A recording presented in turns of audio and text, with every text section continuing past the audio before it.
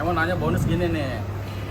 Ya, korelasi ya perusahaan yang ngasih bonus itu gini Pak. Rata-rata ya perusahaan profit otomatis bonusnya juga ya gede. Nah, acuan profit enggaknya itu perusahaan kan bisa jadi terbuka, bisa jadi transparan, bisa jadi nggak transparan. Nah itu gimana? Walaupun bilang oh profit gini, tapi kan kita nggak jamin nih bonusnya kita mau pengen berapa kalinya, cara ngitungnya gimana? Cara nuntutnya atau mintanya gimana tuh? Walaupun Pak Ibnu di sini mau ada project itu, misalnya profit, bilangnya profitnya berapa persen? Nah dari berapa persen itu nanti kita bisa dapat berapa kalinya gimana? Ininya, negosiasinya. Ini bonus ya? Iya. So, Gini, semua tatanan ekonomi di dunia itu bonus itu kan pasti biasanya dari profit dong. iya benar. Ya, dari benar. profit. Mau jualan, jangan kan jualan pelek, jualan cilok juga dari profit. Ya. Nah mungkin bonus itu berdasarkan daripada kebijakan perencanaan. Dia nggak profit, dia ngasih itu namanya sedekah tuh, beda tuh ya. Nah, Ya beda. Ini bonus ya. Nah, bonus kan Nah. pengertiannya juga kan apa apresiasi Ya. dari perusahaan Ya. sebagai bentuk apa ya penghargaan lah karyawan Ya. atas kontribusinya.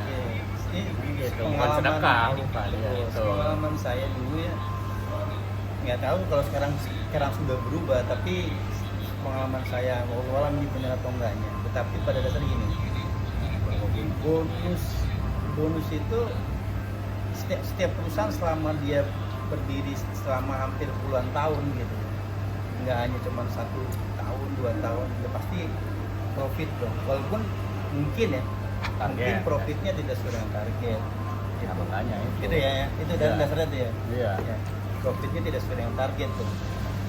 Tapi menurut saya di mana-mana perusahaan tuh nggak ada yang open management menurut saya. Open management itu maksudnya ada dalam arti kata dia akan terbuka secara belak-belakan bahwa profitnya sekian, ini sekian, secara gamblang gitu. Walaupun kita sering dikasih tahu di tiap bulan bahwa ini segini gitu kan secara garis besar. Ya. Gitu ya. Kalau dulu ini mah dulu di perusahaan lain, ya bukan di sini nih. Dulu kita awal-awal berdiri itu memang bonus itu luar biasa kecil. Itu sekitar 0, sekian, Ya, 1 startnya, sekian gitu ya. ya. Nah, kalau nggak salah di beberapa tahun kemudian kita mulai belajar untuk bisa level up lah artinya. Level up nanti dalam hal yang nominal bonus level up tuh gini. Gimana cara belajar kita? Belajar dari polanya gimana sih? Polanya dari gimana? perusahaan Dari itu. mulai kita buat hitungan kasar ya, misalnya Ya. penjualan sekian, ya kan? Terus biaya produksi sekian. Terus kan untung itu kan sama dengan ini nih, biaya produksi, modal ya. Ya, biaya penjualan dulu. Biaya penjualan Penjualan dikurangi biaya produksi. dikurangi biaya produksi gitu ya. Itu laba. Itu laba kan gitu ya. Itu kan gambar gitu ya. Makanya Ya. kita coba waktu dulu tuh kita coba hitung Kalkulasi sendiri. Oh, saya masuk sekian gitu kan. Terus ininya sekian gitu. Biaya produksi sekian. Oh, ini sekian dong gitu. Nah, tapi di dalam kalkulasi tersebut kita memang nggak detail. Kenapa? Karena kita nggak punya data yang valid terhadap itu. Sehingga pada saat kita dipartit nih, negosiasi itu dimentahkan dengan data yang valid, walaupun aku sebenarnya nggak tahu apakah mungkin valid atau enggak. Misalnya contohnya ini, oh ini ada penalti dari cabang lain atau penalti dari customer, kita nggak tahu kan nilainya berapa, walaupun saat itu dikasih nilai sekian ya, sehingga terjadilah minus gitu. Nah itu yang kita selalu kalah dalam hal negosiasi bonus dalam bentuk kalkulasi kasar, gitu ya. Sehingga nanti itu kita mengerti. Tapi yang kita tidak mengerti ketika di akhir mau bonus nih ya, itu selalu ada isu order turun, ya. perusahaannya Kayak seolah-olah di itulah. skenario. Tapi saya nggak tahu nih pastinya seperti apa ya. Tapi emang kebenaran apa emang dibuat-buat dan setelah itu beberapa bulan atau tahun berikutnya expand di Mesir ataupun expand di area dibikin pabrik baru. Nah itu sering beberapa tahun kemudian. Nah itu positif apa negatif sih? Kayak Ya, apa sih secara manufaktur manajemen bisnisnya buat positif mereka. Iya. Positif lah. Ya, Tapi kita buat juga buat kita juga karyawan juga positif Sebenarnya. positif. Tetapi kan lama-lama kita juga mengingat level up tadi secara Ya. nominal ya. Karena apalagi kita udah lihat ke beberapa cek ataupun nanya ke beberapa Ibaratnya perusahaan yang gini lah. selevel kita. alokasi profit yang dihasilkan perusahaan dalam satu periode fiskal ya dalam 1 tahun itu kayaknya ada yang kenaikan dari bentuk apresiasi tersebut ke yang langsung berdampak ke karyawan gitu ya, bukan hanya sekedar alokasi untuk ekspansi Enggak, atau tunggu. memperbesar ini Enggak seperti enggak gitu, bukan gitu. Dipisahkan dulu.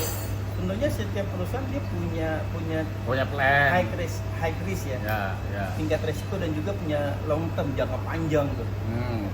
Mereka pasti punya planning secara 3-5 tahun atau 10 tahun mendatang. Betul. Tahun ini harus beli mesin ini, tahun ini harus ekspansi ini karena berdasarkan forecast order dan lain-lainnya gitu. Ya. Nah, kita bedakan dulu tuh. Oh pisahin. Pisahin. Mana yang alokasi buat itu, mana yang Iya, karena untuk karyawan. menurut saya di sana nanti ada kolom investment, investasi, mesin, investasi apa gitu. Ya. Dan ini bonus beda nih menurut saya. Oh gitu. Jadi bonus tuh saya pikir bukan bruto ya, tapi profit benar-benar sudah dikurangi sama segala macamnya, itu lah bonus lah. Nah bonus itu kan sebenarnya nanti yang saya tahu tuh dibagi lagi nih sama misalnya sama pemegang sahamnya, sama kantor pusatnya, sama apanya itu dibagi-bagi tuh. Oh ini sekian persen, ini sekian persen, ini sekian persen, gitulah. Gambaran kasar seperti itu. Cuma detailnya mungkin ada yang lebih pantas ngomongnya nanti, yang lebih paham terhadap hal itu ya. Ya. Tapi kurang lebih gitu. Kita serikat pekerja, cuman karena saya kacamata serikat pekerja saat itu ya kita cuman minta kebijaksanaan dari perusahaan, bonus tolong dong gitu. Diberikan apresiasi yang tadi dibilang, apresiasi gitu terhadap kinerja karyawan gitu. Apalagi kita melihat selevel ataupun perusahaan lain selevel dengan kita itu bonusnya lebih besar, lumayan jauh. besar gitu. Itu yang menjadi dasar kita meminta bonus gitu. Kalau tadi saya bilang ya pada saat kita kalkulasi itu kita pasti kalah. Nah ujungnya apa berhasilnya? Ya kita mencoba gerakan-gerakan yang sifatnya tidak melanggar hukum, tidak melanggar undang-undang, tapi mencoba untuk mengetuk para hakim manajemen bahwa kita pengen dong diperhatiin minimal 1 tahun sekali gitu. Walaupun misalnya tidak besar, karena apa prinsipnya? Bonus itu sebaiknya bukan sebaiknya, bonus itu akan lebih baik begini, lebih besar daripada tahun lalu atau sama dengan gitu. Kecuali kasus tertentu misalnya kayak COVID kemarin, itu kita juga harus memahami ya terhadap hal itu ya, kondisi perusahaan ya. Tapi kalau misalnya perusahaan masih established gitu dan kita lihat investasinya ada expand-nya ya, saya pikir kita sebagai direktur pekerja itu juga harus memahami itu tuh bagaimana caranya. Karena setahu saya gini, saya waktu itu dikasih tahu sama waktu saya masih di sana ya, waktu saya masih jadi pengurus dulu tuh, saya tahu sebenarnya bonus itu gambaran kasar sudah ketahuan dari mana, dari forecast order kan ya, sama setahun tuh kalau itu udah ketahuan ya sekian, buat sekian bisnis, jadi buat ini sekian persen, ini sekian persen, ini ya sekian produksi persen sekian ya. bisnis sekian kan? ribu rupiah. Nah, jadi bonusnya sekian persen. Ya. Itu sudah diketahui, tapi berdasarkan forecast order. Tentunya akan berubah ketika actual order. Ya. Actual order di akhir tahun tentunya kan gitu, fiscal year misalnya gitu. Nah itu tuh. Nah, tinggal itu negosiasikan gitu. Ya logikanya aja lah. Misalnya gini logikanya gini. Kalau ngambil contoh logika yang gampang gitu ya. Kita jual pelek satu mobil kan 4 unit ya. 4 unit. Kalau sekarang udah 5 unit nih. 5 pieces ya. Nah, harga satu peleknya misalnya itu 500.000 atau 600.000 misalnya gitu ya. Dikali 5 3 juta.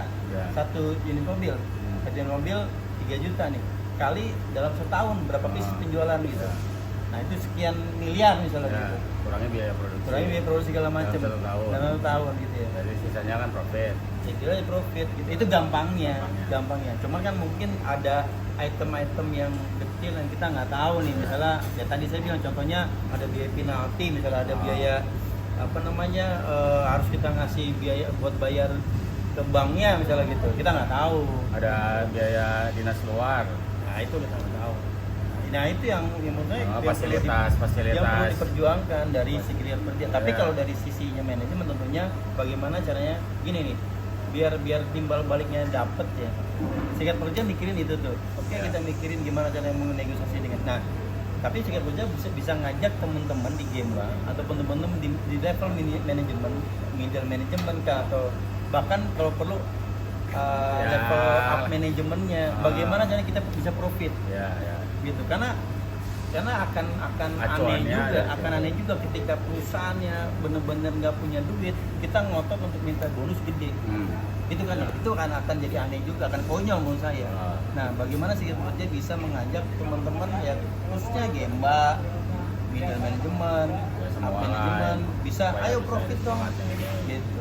Nah seperti itu sih pengaruh bonus. Dan tentunya nanti di PKB juga tolong ditulis ya bahwa bonus itu dinegosiasikan hasil pekerja. Menurut saya itu penting tuh. Itu pola pikir entah itu pengurus atau semua pekerja ya, bahwa bonus itu kan memang dihasilkan dari profit perusahaan. Nah, upaya-upaya yang perlu dilakukan untuk mencapai itu, tiap-tiap perusahaan juga kan kebijakannya tersendiri nih masing-masing ya, masing-masing. Dan formulanya pun masing-masing punya kebijakan tersendiri. Nah, untuk yang paling benar-benar bisa kita usahakan atau perjuangkan, baik itu dari sisi gimana mencapai profit maupun dari sisi negosiasi, kesimpulannya apa, Pak? Yang kita usahakan pertama Ya. nih ya berarti ya. Secara ini aja spesifik gitu. Kalau tadi kan secara gambaran umumnya lah gitu ya. Oh, kita sama-sama dengan middle management, sama level paling bawah, sama-sama saling bersinergi lah ya gitu ya, untuk supaya gimana caranya perusahaan itu profit. Nah, spesifiknya apa sih gitu supaya profit itu gimana sih sebenarnya kan Ya. kita nggak tahu supaya profit gimana, apalagi level bawah nih ya, kita tahunya cuman kerja bikin produk nggak NG udah cukup kayak gitu, sedangkan yang jadi acuan perusahaan itu sebenarnya kebanyakan ya acuannya di luar itu gitu, entah itu cost reduction ya, terus juga ya penghematan biaya lain-lain.